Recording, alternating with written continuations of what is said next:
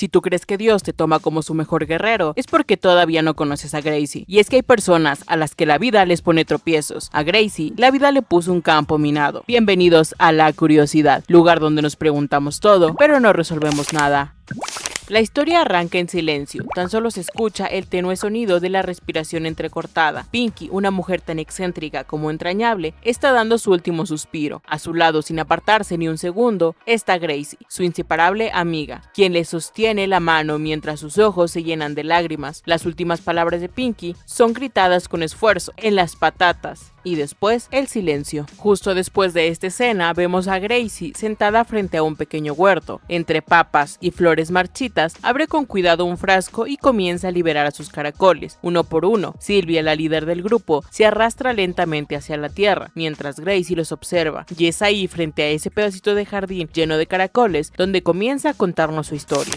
Una historia que, como muchas otras, empieza con un nacimiento, solo que este fue adelantado, complicado y manchado por un gran detalle. Gracie nació prematura y con un labio leporino. Desde el inicio, su salud fue frágil y los hospitales se volvieron parte de su rutina, pero no estaba sola. Llegó al mundo junto a su hermano gemelo Gilbert, su otra mitad. El parto fue tan difícil que su madre no lo resistió, así que los dos crecieron sin ella, bajo el cuidado de su padre amoroso, pero completamente devastado. Durante una cirugía para corregir su labio, Gracie perdió tanta sangre que necesitó una transfusión urgente, y aunque tenía solo unos años, Gilbert no dudó ni un segundo en ofrecérsela. Él creía que tenía que morir para salvarla, así de puro era su amor. Para animar a su hija, tras aquella experiencia, su padre le regaló algo muy especial, el antiguo joyero de su madre. Dentro había una colección de caracoles de juguete y un anillo, como si el tiempo y el amor se hubieran guardado ahí esperando el momento perfecto para regresar. Gilbert, por su parte, era su guardaespaldas personal, la protegía de los bravucones en la escuela, leían libros, compartían tardes viendo sus programas favoritos. En su habitación, Gracie armó su propio museo de caracoles de plástico, pequeños de colores, cada uno con un nombre. Y fue en una Navidad algo gris cuando conocieron al señor James, un ex magistrado expulsado del tribunal por un escándalo bastante peculiar, pues se masturbó en plena corte. Encontró el consuelo en el alcohol. Gracie, con el corazón más grande que su edad, le donó uno de los caracoles de juguete. Él, conmovido, le regaló a Agreg su primer caracol real.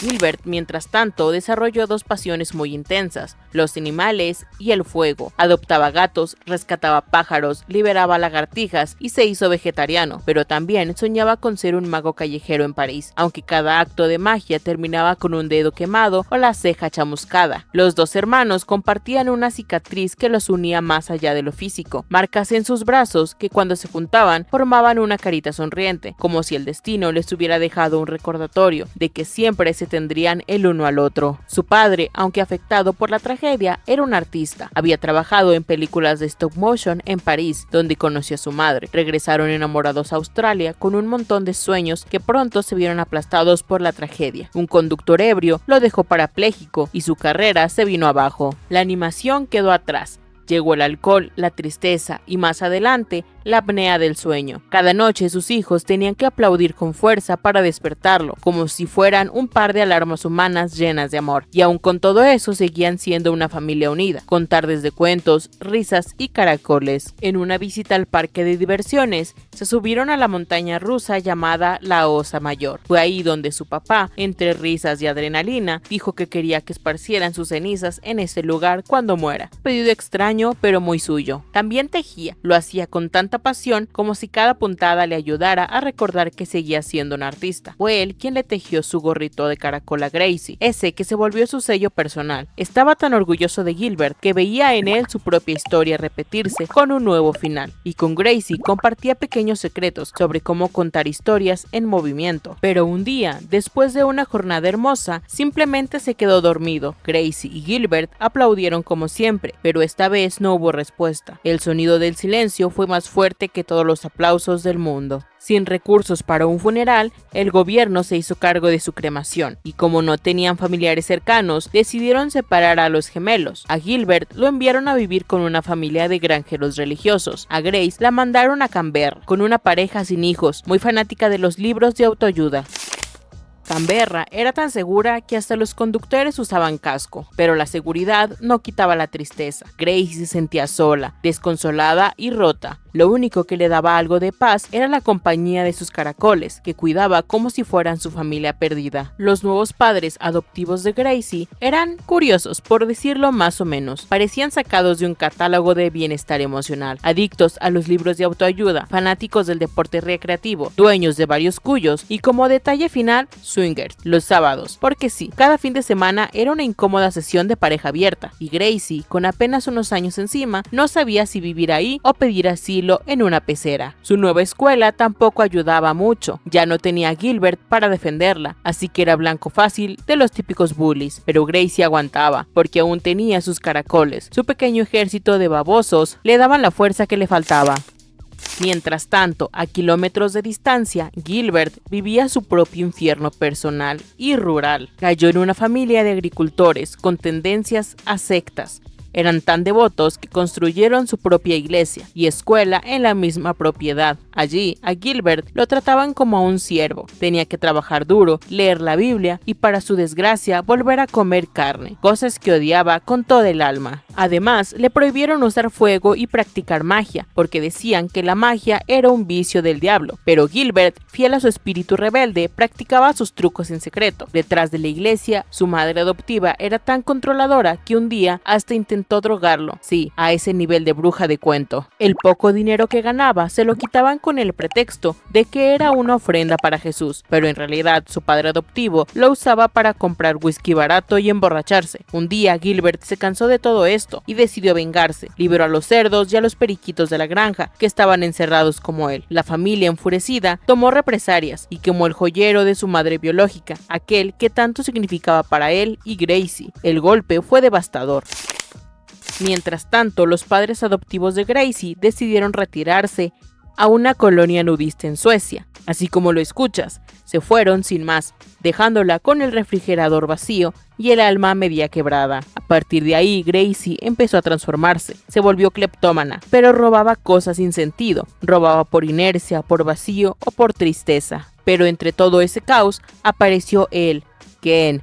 Un sujeto con una obsesión enfermiza por los sopladores de hojas y un pasatiempo muy particular, llamado el que surge. No sabemos bien qué era eso, pero lo hacía feliz, y eso bastó para que Gracie sintiera algo por primera vez en mucho tiempo. Fue amor a primera vista. Ken le propuso matrimonio al poco tiempo de conocerse, y ella aceptó. Intentaron tener hijos, pero Ken resultó ser estéril. Aún así, pusieron fecha para la boda y Gracie, emocionada, escribió una carta a Gilbert para que los acompañara al altar. Pero el destino, como ya tenía haciéndolo desde siempre, tenía otros planes. Un día antes del gran evento, llegó una carta que lo cambiaría todo. Venía de la madre adoptiva de Gilbert. En ella informaba que su hermano había muerto en un incendio. Contaba que una semana antes lo había sorprendido fornicando con Abel, otro joven del lugar, y para purificar sus almas, les aplicaron una cruel terapia de choque. Como venganza, Gilbert incendió la iglesia, y según Ruth, su madre adoptiva, él se lanzó a las llamas en un acto de penitencia. Pero no era cierto. Nosotros, los espectadores, vemos la verdad. Ruth lo encerró. Fue ella quien lo empujó a su final, y como si nada, le envió las cenizas a Gracie. Y por fornicar significaba que se había dado un beso. Devastada, Gracie cayó en picada. Siguió robando, siguió comiendo compulsivamente, hasta que fue descubierta en una tienda. Y por si eso no fuera suficiente, se enteró que Ken no la amaba realmente, solo tenía un fetiche extraño con su grasa, nada de amor, solo morbo. Incluso tenía un gran álbum con muchas fotos de mujeres con sobrepeso. Gracie lo corrió sin decir una palabra. Después se encerró en su casa, rota por dentro. Se odiaba por no haber usado su dinero para buscar a Gilbert, por haber creído en un amor falso, por todo. Fue entonces cuando tomó una decisión drástica. Decidió hibernar, así como lo hacen los caracoles. Se metió en su cama, cerró las cortinas y durmió durante una semana entera, como si al dormir pudiera borrar el mundo. Pinky, que ya se había vuelto de su familia, no la dejó sola. Le preparó una dieta especial, la ayudó a levantarse, pero en medio de todo esto, Gracie comenzó a notar cosas raras.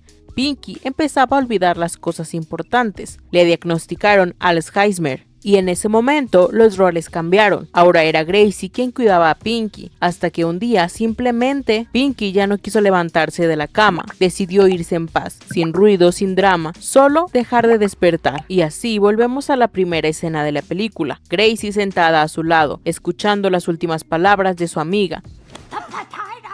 El corazón roto, el alma llena de cicatrices y con una idea desesperada en mente: ingerir veneno para caracoles. Con la decisión ya tomada, Gracie se recuesta con el frasco de veneno para caracoles en la mano. Y cuando está a punto de dar el último paso, Sylvia aparece, ese pequeño caracol, su fiel compañera, su última conexión con la vida. Movida por esa diminuta señal, Gracie se levanta, sale del jardín y empieza a escarbar. Sabe que Pinkie le dejó algo, lo intuye y no se equivoca. Debajo de la tierra, en el mismo huerto donde liberó a sus caracoles, encuentra una caja que Pinkie había enterrado en secreto, una semana antes de que Gracie decidiera hibernar. Dentro hay una carta, escrita con palabras sencillas pero poderosas. Era una carta de amor, de amistad y de esperanza. Le dice que la vida no es justa, pero que vale la pena vivirla si se tiene un corazón capaz de amar, incluso cuando está roto. Le recuerda lo valiente que ha sido, lo mucho que ha crecido, y le ruega que siga adelante, que no se rinda, que se convierta en todo lo que soñaron juntas. Y junto con la carta están todos los ahorros de Pinkie. Con ellos, y un año después, vemos a Gracie transformada. Ya no es la chica temerosa que se escondía entre los caracoles de juguete. Ahora es una mujer que tomó todo su dolor y lo convirtió en arte. Dirigió una película animada sobre su vida. ¿Fue un éxito? Pues no exactamente. La sala estaba medio vacía, pero eso no importaba. Lo importante era que lo había hecho, y hasta hizo una ronda de preguntas y respuestas. Y en esa ronda, entre el público, alguien levanta su mano. Su voz es familiar, muy familiar, y ahí está él, Gilbert. Sí, Gilbert, vivo, de pie frente a ella. Resulta que logró escapar del incendio en el último minuto, fingió su muerte y le envió a Ruth unas cenizas falsas. Caminó por el desierto, cruzó medio país, todo para volver a ver a su hermana. El reencuentro es de esos que hacen que hasta el espectador más duro llore con mocos. No hay grandes discursos ni música épica, y juntos, como lo prometieron, van al parque de diversiones, suben a la montaña rusa, la osa mayor, con la urna en sus manos, abren la tapa, el viento se lleva las cenizas de su padre, mientras ellos gritan, lloran y ríen al mismo tiempo, porque a veces la vida te aplasta, pero otras veces te da exactamente lo que necesitas. Y así termina Memorias de un caracol. Y tú, que llegaste hasta aquí, ahora sabes lo que yo sé. Que Dios no le da sus peores batallas a sus mejores guerreros. Le da su guerra entera a Gracie. Por favor, no te olvides de comentar qué te pareció, dar me gusta y suscribirte. Para más, nos vemos en un próximo video. Pero sobre todo, recuerda tener cuidado, porque la curiosidad mató al gato.